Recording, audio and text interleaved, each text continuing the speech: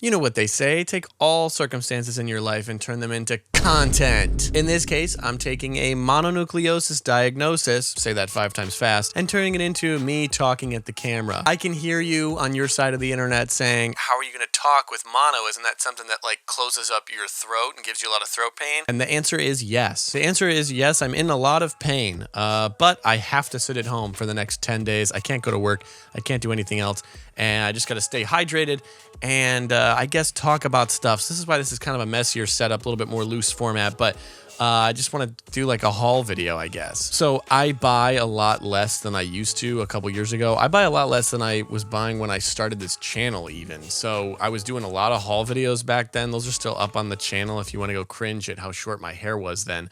But I figured I would show you what I bought over the last like 3 months, which is this. This is all the single issues I bought. I bought a bunch of books, but those are less like graphic novels and trade paperbacks and stuff, but those are less interesting to talk about. I did buy this, which I'll take off the wall here. This is the Silver Surfer Marvel graphic novel by Stan Lee and Keith Pollard, who I met in Michigan earlier this year. Cool guy. Charges a lot for a signature, though, I'll tell you what. But he deserves it. I don't want to begrudge anybody who charges a lot for a signature on a book because, like, they don't make any money. So please charge a lot for your signatures. Like, I don't hate on anybody for that. Anyway, let's start it off with something very underwhelming in the haul here.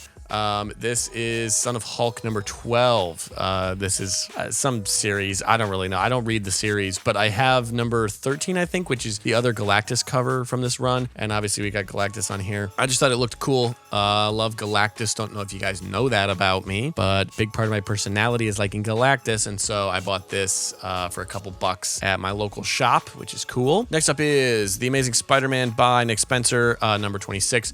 I have the omnibus that this is in. I talked about that in my video about omnibus editions. But I always like to pick up any good Shocker covers. I love the Shocker. I have a ton of his cover appearances. One of my all-time favorite comic covers is The Deadly Foes of Spider-Man issue 3, which is this really cool white background Shocker cover. I have like 3 or 4 copies of that issue. Love it a ton. And I always like to get anything with the Deadly Foes. So Boomerang, Beetle, Shocker, sometimes Rhino, sometimes Speed Demon. Just anybody in that kind of vein. That's one of my favorite kind of sections of Spider-Man's Rogues Gallery. So yeah, I like this cover a lot. Thought it was a neat pickup. Interestingly, following a Nick Spencer book there, we have something written by Zeb Wells, who wrote the run following Nick Spencer's run on Amazing Spider-Man. And Zeb Wells did what very few Spider-Man writers have been able to do, which is tarnish the legacy of the Amazing Spider-Man so badly that for the second time in history, everyone is reading Ultimate Spider-Man, because who in the world would want to read the mainline Amazing Spider-Man title? Zeb Wells wrote this book years prior, which is Dr. Octopus Year 1. I haven't read this yet. I think it's a hilarious takeoff on the Year 1 title and the way that that's used by DC for Batman first, but then, you know, many other DC characters. And the art here looks very cool. Like, I love the art style on this. I think it's going to be a good read, hopefully. But anyway, you know, Zeb Wells, somebody that maybe when he wrote this, which I don't know what year this was, but maybe when he wrote this was at like a elite high tier of writing. But then, you know, it's hopefully good, because since then he's really not done anything great. Zeb Wells also is working on the current Spider-Man run with the one and only John Romita Jr., who I dislike very strongly. I don't like his art at all. I bought this because it was $4, and I would rather have a Spider-Man shirt than not have a Spider-Man shirt, but I don't like John Romita Jr.'s art, so kind of an interesting dynamic on the current Amazing Spider-Man run. Next up, I actually had this one for a while. This is in my stack because this is the stack of books I need to sort into all my comic bins, and I've been really behind on doing that, so that must be why this is in here. But this is the Fantastic Four number 173. Really fantastic Galactus cover. I'm going to open this up because I want to see who the artist is. It has like one of the worst wraps. Like the wrapping is really bad on this. It's got a big kind of line down the side here. And the staples are both there, but it's just really, really aggressive. So that's probably why I got it for so cheap. I think I bought this for like $4 or $5. It probably should have been even less than that. But yeah, so this is John Buscema. That's what I thought. This is when Roy Thomas was writing. So this is shortly after Stan Lee left the book. And you're kind of in that odd period before the Fantastic Four are really kind of defined again, I think. But they obviously still existed, and they were having lots of adventures. And anything that has Galactus on the cover, you know I'm buying it. You know I'm going to hold on to it. You know it's going in the collection. Next up, just a little bit further down the line of the Fantastic Four, this is issue number 644 with The Thing, blowing up, the thing exploding. So very cool, nifty cover. I like to theme some of the displays in my apartment around different characters, and I had a whole display of the thing for a while. Right now it's just kind of generic Fantastic Four, so I ended up switching this out for something else, but really like having this it's just a cool cover. I think there's a lot of really fun covers with the thing because of his size. Artists that do covers with the thing tend to use him as like the entire canvas of it. There's so many cool Fantastic Four covers that Ben is taking up like the entire frame, which is really neat. And this is a good example of that. Probably my favorite is from Dan Slott's Fantastic Four. There's one where Ben is kind of doing a hand in a fist pose, and that is actually taken from Dan Slott's The Thing miniseries he had done years prior. So it's a neat homage to something else that Dan Slott wrote, obviously with a different artist on his book. But yeah, really dig that. Then obviously like Alex Ross, Fantastic Four covers for Timeless, he has The Thing, and those are neat. But yeah, I love covers with The Thing on them, so that's why I have that one. Next up, something I've been wanting to read for a while. This it's just a cool cover, and I think this was in a dollar bin because this is in my own bag and board, but this is Moon Knight number 12. This is the Houston run. I've been wanting to read this run for a while. I have not gotten enough issues to sit down and go through it. I think they made an omnibus edition of this. If I can find it for really cheap, maybe I would pick it up. Otherwise, I would rather, I guess, just get the single issues. And I think in this stack somewhere else, I have other stuff from this run, so we will see what I kind of come up with and how I choose to read it. But yeah, cool covers. I like the art on these a lot. I'm trying to get less of a glare here, but I like the art on this run a lot. I think it's really cool. So very proud to have this, and for so cheap. Again, like I said, it's from a dollar bin, so can't really go wrong there. At least for me, like for Moon Knight, I have plenty of space in my Moon Knight box, and so I might as well buy stuff that's cheap when I find it. This next one brings up an interesting kind of subcategory of collecting for me, which is a character that I just love to get cover appearances of, and I've read a lot of the stories that feature him, but I also just find him interesting as a piece of Marvel history. And you'll know as a viewer of this channel that it's somebody I'm interested in because I made a video about Jim Starlin and his role in kind of telling this character's story. And if you're a fan of the Marvel graphic novels, like these ones that are on the wall here, you'll know that the first one ever published was The Death of Captain Marvel. So this is The Mighty Avengers number 19 from the Secret Invasion arc. And this is this really interesting Marvel cover. And Marvel came back, Captain Marvel, the original Captain Marvel, right? Came back during Secret Invasion. He came back, but it was obviously a Skrull, and that was the whole deal. But it was kind of an interesting way for them to play around with the idea of that character coming back. They did it again in Civil War, in a one-shot called The Return. And there's like other little glimpses of this character coming back, but I just find it cool whenever he pops back up on a cover and looks sweet. And this is interesting too, because to me, he's in like a chair here and he's getting kind of mind controlled and whatever else.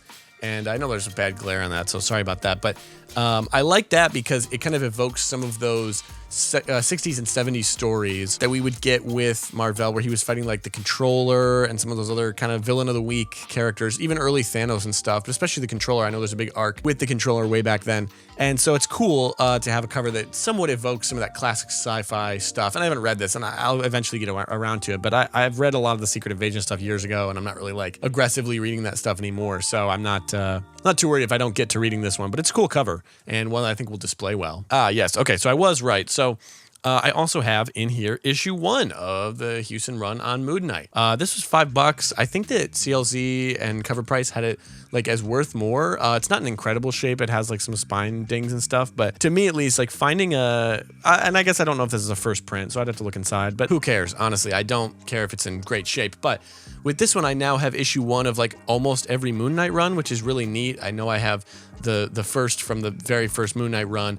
I have Vengeance of the Moon Knight. I've got the most recent run, the Jed MacKay run. Obviously, Jeff Lemire's run. I do have issue 1 of that. The Fist of Khonshu 6-part miniseries. I think the only one I might be missing is Mark Spector Moon Knight. And those have gotten like wildly priced in the last couple years. I don't know why. I don't know if people are hunting down Mark Spector Moon Knight all of a sudden as opposed to like the original run and stuff, but this is cool to kind of round out that Moon Knight issue 1 collection for me, so that's neat. Next up, bit of a sleeper hit, somebody that those diehard DC fans really want in James Gunn's new DCU, and I, not chief among them. I really would like this character to make an appearance. Maybe, fingers crossed, cast Glenn Powell. You could do that. I mean, there's a lot of people who could cast, but there's a lot of people talking about Glenn Powell getting cast. Of course, it's Animal Man. Love Animal Man, love this run. Grant Morrison changed comics forever with this run. I have like a handful of issues from this run. I like the cool covers. I will read the story in a collected edition I haven't gotten the big omnibus yet, so I've just read a couple of the trades, which I really like. But early in this run, there are some really cool covers, which I have loved picking up. I have a shirt with the one with the coyote, you know, like the one that people talk about. And anyway, yeah, I love this. I also really like Jeff Lemire's run on Animal Man that he did with DC, part of the New 52. I thought that was good. Not as good as the original, but like it's good. I have almost all of it in trades, and I've really enjoyed it. So if you're not reading Animal Man, now is the time. Plus, buy these issues before like the character becomes something, because I don't think it's totally unlikely that this character does appear in the MCU eventually. Not the MCU, in the DCU. But if he does, then, you know, it'd be cool. It's like maybe a little bit of speculation, maybe make a little bit of money. Far be it from me to try to make money on comic books when all that I have ever done is make other people money in comic books. This is a funny story. This is the new Captain Marvel number 42. This is, I think, my third copy of this. I don't know how this has happened. I love, it's got the collector, I think, on here. I'm sorry, the stranger, who's a cool character, kind of cosmic character. I have accidentally bought this now like twice, because I bought it, and this is like, I don't even care anymore. Like, it's in a loose bag, and who cares? Because this is legitimately like the third time I bought it. Somehow, the first and second time I bought it, it like slipped through my system for adding stuff to my CLZ app. So I just missed that I had it, and then I would go to a shop, and I'm always checking my collecting app in the shop when I'm buying, because I don't want to buy duplicates of stuff if I don't want to. And I would just go through and buy it and be like, oh, this is cheap. Like, why not? I think this was like $1 or $2. And then I get home and I check like stuff I had to put away in bins. I'm like, oh, okay, cool. I already had this. And this is then now the third copy. So that's happened with a few other issues where they just slip through the cracks, and I buy like 2 or 3. And I'm like, well, at least they were cheap. If you guys get this video to like 100,000 views, we'll do a giveaway. You guys can get my extra copy of Captain Marvel. I gotta wrap this up. I gotta go back on vocal rest. My throat is killing me. But we've got a really big book as the last book in this stack, so we're gonna get there very shortly. Next up, it's the Silver Surfer 36. My goal with the Silver Surfer, with Volume 3, with this big run, is to get the first like 40, I think, or however many it is, up to like where the logo changes, and it's like, I mean, I still like it. Like, it's fun to read, but I don't really care about those later issues.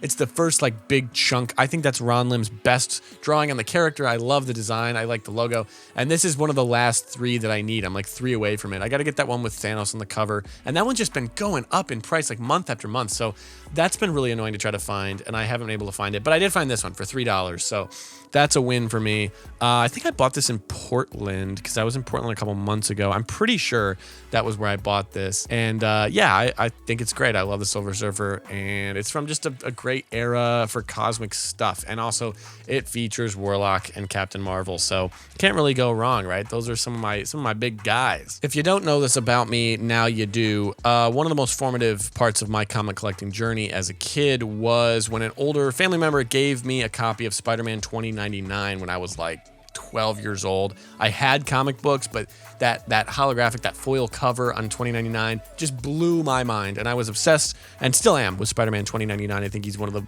coolest and most interestingly designed characters in all of Marvel Comics. I don't hate on 2099. I don't hate on really any stuff from that era. I really like the 2099 covers, the holographics and stuff. So anyway, big 2099 fan. And I've been trying to track down 2099 Unlimited. The first couple issues of that are very cool. And I finally found the last one to have like the first 10 issues, and that's issue 9. Very cool. Joe Kubert, I don't know, whatever. Upside Down, Spider-Man 2099. Very cool. This is like probably a 48-page issue. It's a lot heavier than a normal issue, which is cool. You can't see it on camera because it's the thinness of a comic book, but it's a double-sized issue, so that's really neat. And yeah, you get just a lot of interesting stuff in these. This is the first appearance of Hulk 29. Well, I should say 2099 Unlimited has the first appearance of Hulk 2099. Not this book specifically, but like 6 or 7, or one of the earlier ones in the run is the first appearance of Hulk 2099, who like no one cares about. But it's interesting that Unlimited was actually the first appearance rather than the Hulk book itself. And there's plenty of other stuff like that. I have like almost all of Ravage 2099 for some reason. I've just picked that out of like dollar bins and 25-cent bins over the years because it's fun to me. I think that stuff is cool. And Ravage had the unique opportunity to like kind of be something interesting as opposed to going up against like Spider-Man or Doom or one of those characters that had like an established presence. Ravage was able to be unique. But yeah, I love Spider-Man 2099. They've obviously done a lot in the last couple years to bring that character to like much bigger prominence. Now people know. But I knew when I was a kid that Miguel could win a fight against any other Spider-Man. You know, like I knew he was a great character. And I knew that, like, as a kid, my 2 favorite characters were Spider-Man 2099 and Moon Knight. Those were always, like, like my guys. And so then imagine my surprise in the last 5 years to have Oscar Isaac play both of those characters, like back to back in different projects. That was kind of bizarre for me because those are my two guys. Like if I was ever going to care about movies or TV shows being made, it was about those two characters, and they were played by the same actor. I just think that's really funny. So anyway, last book, here we go. Let's get into it. The last book is Web of Spider-Man number 31. This is the Kraven's Last Hunt book. A lot of you know I've talked on this channel before about rebuilding the collection of stuff I had when I was a kid, how important that is to me. And this is one of the biggest books in that. I remember poring over this book when I was a kid, reading it all the time, being in love with it, just loving the artwork, loving how haunting it was. All of Kraven's Last Hunt was so interesting. The cover is so chilling and interesting and just so cool. And I like a lot of Web of Spider-Man. I think that series had a cool place in Spider-Man's history, and so it's neat to have this again and be able to reread it. I've picked up a bunch of the rest of Kraven's Last Hunt, and I'm just going to reread the whole thing. I already have taken a chance to flip through this, and I obviously love it, but it's just, yeah, it's cool to be back in that point of being able to reread stuff from when I was a kid. And it was $12, which is tough, I think, to find this book at that price point, at least in my experience. I had a lot of trouble finding the other Web of Spider-Man parts of Kraven's Last Hunt, and finally finding this was a relief. I was very excited to find it for $12. I probably would have paid a little bit more if I felt like it was a decent deal, but I mean, come on, $12, it's in great shape. It displays really nice. It has spine curl and, you know, dings and stuff like that or whatever. But again, who cares? It's a book. It's for reading. And I was so excited to get it. So that was a very cool moment for me. The last thing I'll talk about is actually off the wall here. So I guess it was just an Easter egg that it was hanging behind me. This is Quasar number 38. I love Quasar. I've been trying to get a full run of Quasar for so long, and I'm pretty close. I don't have that many issues left. And then I found this in the shop a couple weeks ago, had to pick it up. It was like $35 for a 9.8. It's like, I can't pass it up. My rule for slabs is like, I'll buy it if it's cheaper than buying the book raw and sending it in to get graded. And in the case of a 9.8, like finding a Quasar 38 that's in 9.8 condition, not going to happen because no one cares enough to preserve it. So I thought, oh, this is a good, you know, why not? And it's super fun. This is a Greg Capullo cover. Greg Capullo did some work on Quasar, which is so fun and funny to me because he worked on Spawn, and Todd did the cover for Quasar number 13. And I'm just a big Quasar fan. I feel like he's one of very few Marvel cosmic heroes that I could realistically cosplay because we got the long hair. That's kind of the only thing in similarity, but it could be fun. Who knows? One day maybe you'll see me at a convention. Anyway, 9.8, Quasar number 38. Love this book. Happy to have it displayed on my wall. And there we go, guys. If my voice and throat and body start to heal and I'm in better shape over the next week, maybe we'll get a better, more on-theme video. But I figured, why not do a little haul? Why not put something out there into the world of comic books, talk about the stuff I'm collecting, the stuff I'm reading, and hopefully you enjoy watching this as much as I enjoy watching other people's haul videos. So I will catch you next time. Thanks for watching.